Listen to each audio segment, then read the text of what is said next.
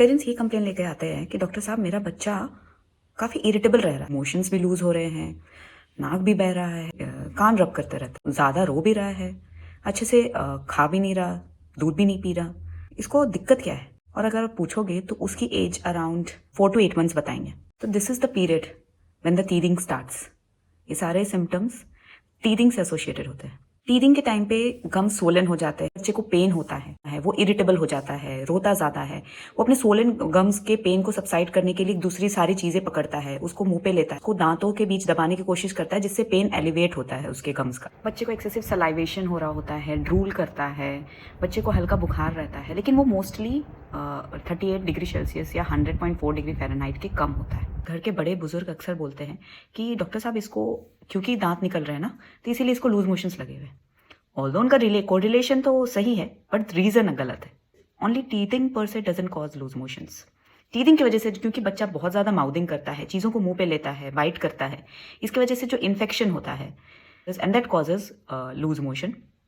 और इसके ही वजह से अपर रेस्पिरेटरी इन्फेक्शंस होते हैं, जिसकी वजह से उसको कफ, कोल्ड, रनी नोज भी होता है।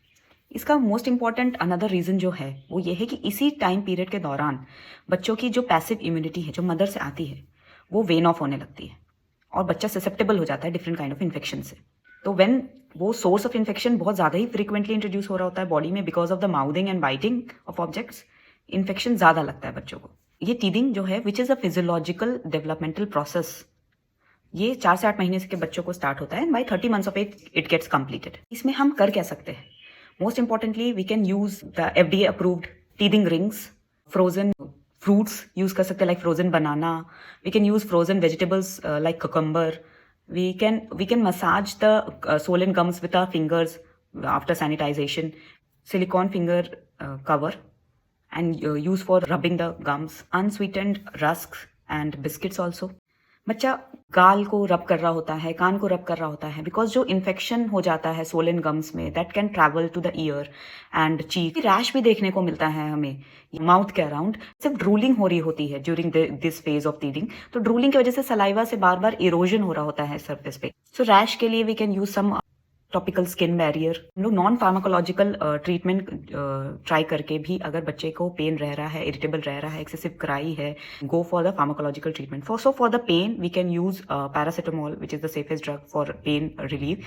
The dosages will be according to the weight that would be prescribed by the pediatrician, and we can also use the topical and anesthetic gels after consulting the pediatrician. Fever के लिए हम paracetamol दे सकते हैं।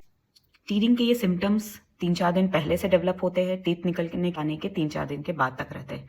तो ये 7 to 8 days का जो ये कोर्स है, इसमें ही दिक्कत होती है। ऑल्सो जब बच्चा बहुत ही ज़्यादा क्रैंकी और इरिटेबल रहता है, उसको डिस्ट्रैक्ट कर सकते हैं और ये सारे स्टेप्स को फॉलो कर सकते हैं। तो don't take stress, it's a normal developmental process, it will pass by and your baby will be again happy and playful like always. Thank you.